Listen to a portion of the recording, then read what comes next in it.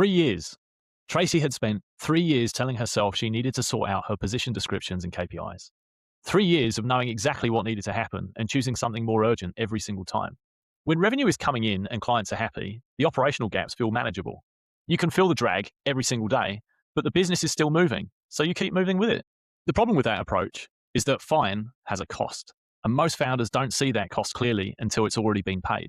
William ran a digital marketing agency. Revenue was solid. Team was in place. On the surface, everything looked fine, but every day, he was manually holding together things that should have been running on their own.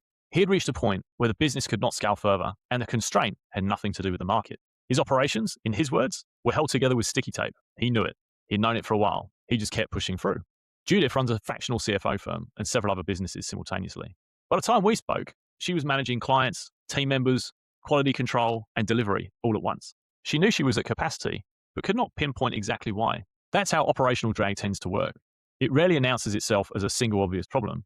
It shows up as a decision here, a bottleneck there, a delay that shouldn't have happened. You adapt, you push through, you cope, until coping becomes the full-time job. John's law firm had been discussing the same internal improvements for years. Leadership meetings that needed structure, financial visibility they didn't have, operational systems sitting on someone's to-do list, waiting for the right moment that never quite arrived.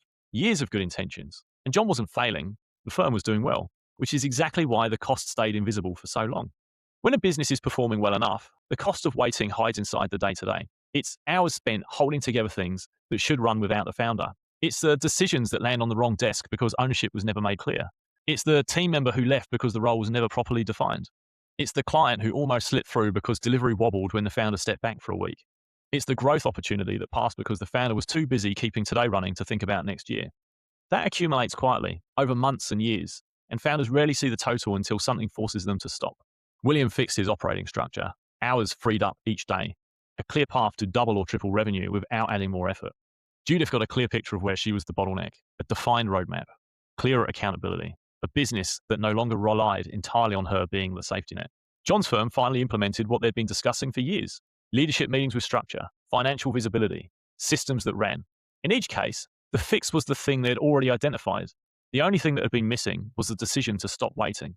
Tracy described what happened in the first 2 weeks: a sense of calm, a sense that everything was going to be okay. After 3 years of knowing what needed to happen, 2 weeks to feel that shift. That's what happens when the waiting stops. The question worth sitting with is this: what have you been telling yourself can wait? What are the gaps you can fill every single day that keep you moving past because the business is still moving? Those gaps have a cost. The longer they stay open, the higher the cost gets.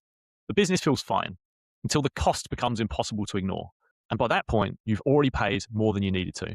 If any of these stories feel familiar, that's useful information. You already know what needs fixing.